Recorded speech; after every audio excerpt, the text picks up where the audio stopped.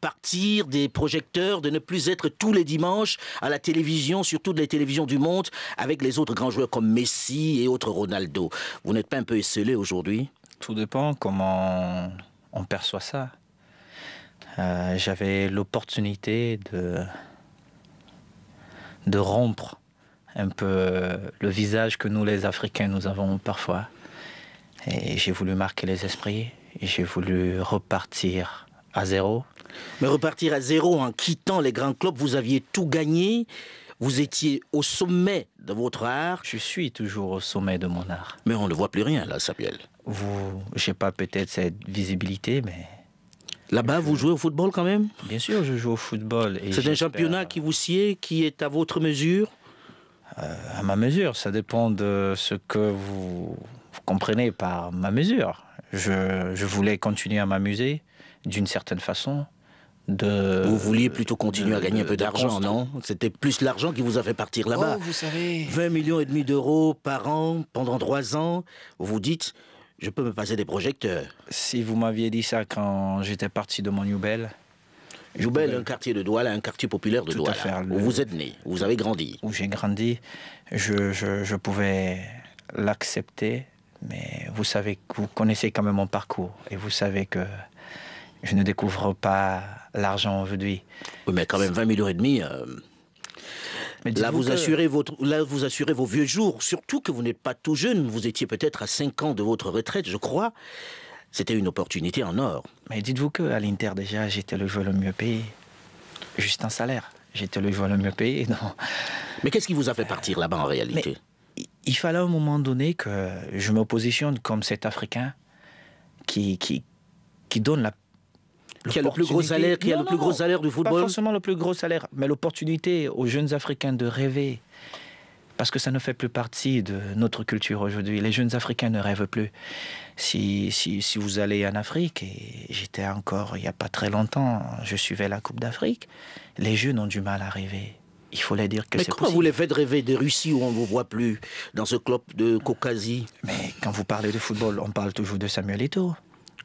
On parle toujours de Samuel Eto'o. Samuel Eto'o que l'on voyait avant, pas Samuel Eto'o d'aujourd'hui. Non, mais on parle toujours de Samuel Eto'o comme le joueur le mieux payé. Et je ne pense pas que c'est qui m'ont... qui ont souhaité que j'aille jouer dans ce club m'ont pris pour aller en retraite. Et moi... Un an après, vous ne regrettez pas quand vous regardez les autres briller, quand vous regardez Ronaldo, Messi?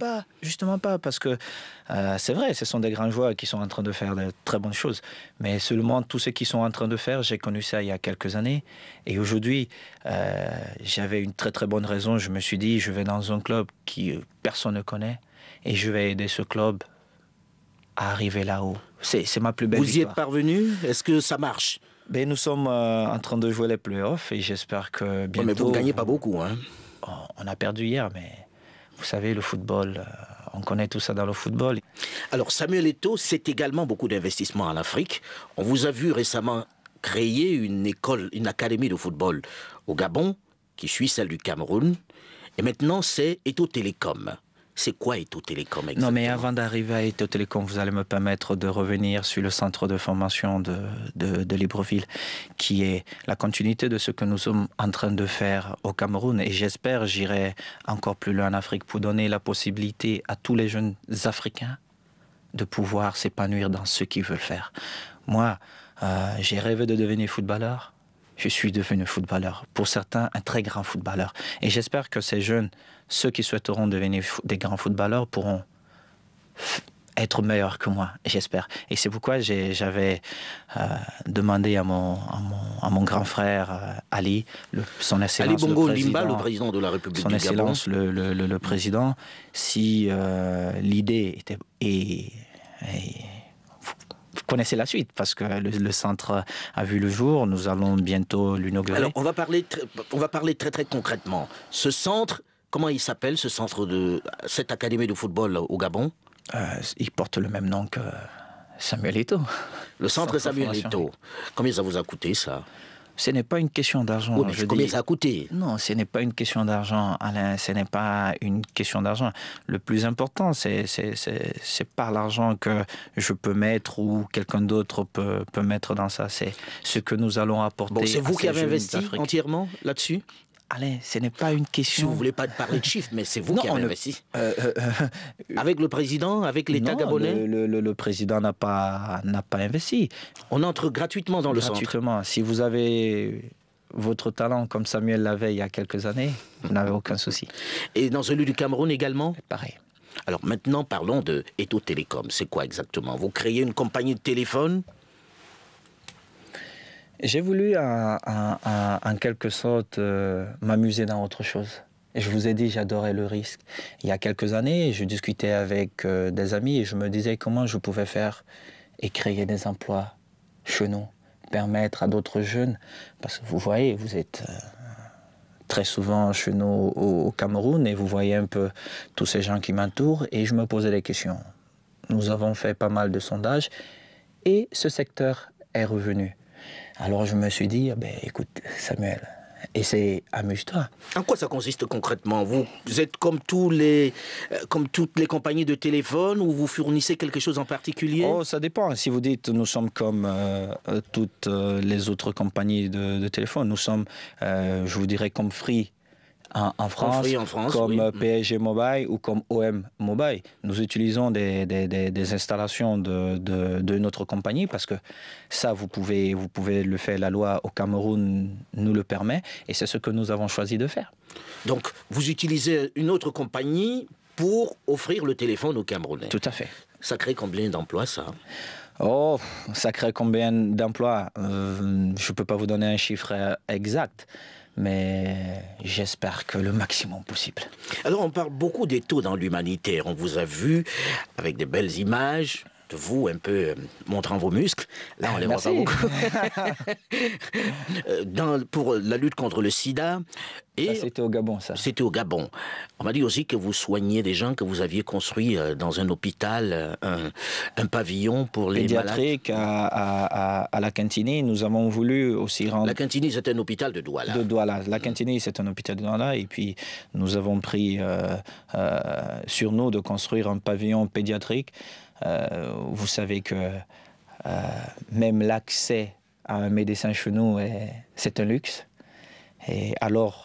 Le pauvre n'a certainement plus sa place dans cette société. Mais seulement vous savez que Samuel a toujours été pauvre parce que je viens de là. Je connais ce que c'est. Et ce pavillon, vous l'offrez à l'État ou bien c'est vous qui allez le gérer? Je l'offre à la Cantini. Vous l'offrez à l'hôpital La Cantini? Je l'offre à la Cantini, mais vous savez, pour que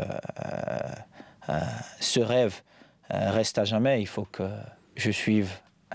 c'est vous qui allez continuer de le faire fonctionner? Je vais continuer à le faire fonctionner. Je sais que vous n'aimez pas parler des chiffres. Ça coûte combien tout ça? C'est pas important les chiffres. Mais si c'est important, les autres ont envie de savoir combien a coûté un pavillon pédiatrique. C'est pas important. Le plus important, c'est le sourire que je vais apporter à ses frères. C'est ça qui compte pour moi.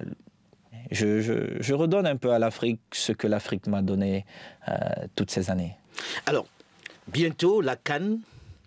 À nouveau, vous rêvez de rejouer avec les Lions Indomptables?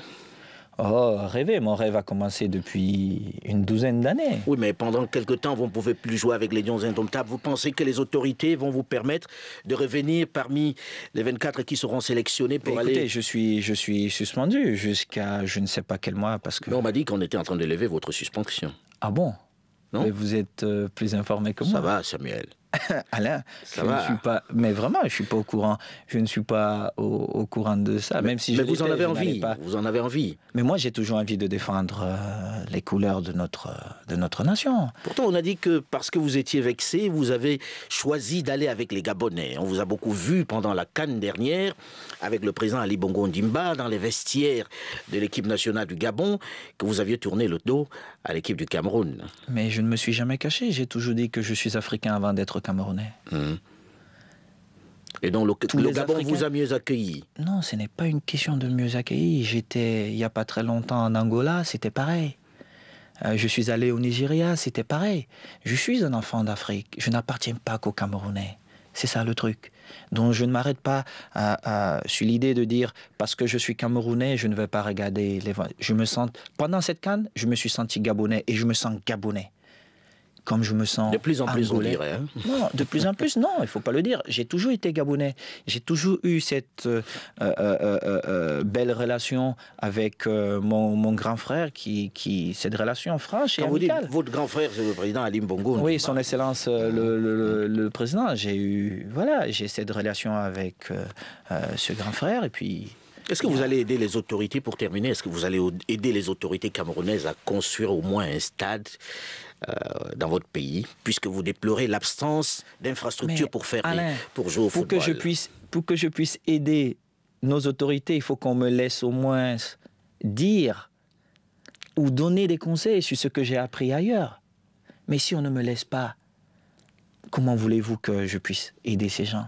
C'est pas possible. Mais c'est quand même curieux que vous ayez des relations aussi difficiles avec les autorités. Non, mais vous savez... Parce que même avec la CAF, vous n'avez pas les meilleures relations possibles. Oh, vous savez, Alain, quand il s'agit de l'argent ou quand vous prenez une certaine position et vous devenez forcément ennemi de certaines personnes. C'est votre portefeuille qui embête les autres? Ou c'est vous qui avez pris la grosse tête? Je n'ai jamais pris la grosse tête. Je suis toujours ami de mes amis. Je n'ai pas changé. Certains veulent croire que j'ai changé, mais moi, je n'ai jamais changé. Et ce n'est pas le fait d'avoir gagné autant d'argent pendant ma carrière. Et je dis merci au bon Dieu parce que j'ai gagné autant d'argent. Parce que je me pose souvent la question, si je n'avais pas gagné autant d'argent, je serais à la merci de tous ces gens. Moi, je me sens libre. Je veux juste voir mon pays, mon continent avancer. C'est tout. Je ne demande rien d'autre. Merci Samuel d'être venu. De rien. Merci. On m'a dit qu'on vous verra bientôt à Paris, mais bon, puisque vous dites qu'il n'y a pas que c'est une rumeur, on va moi, je suis très souvent à Paris. L'entretien s'est terminé sur France 24. Restez à l'écoute pour la suite des informations.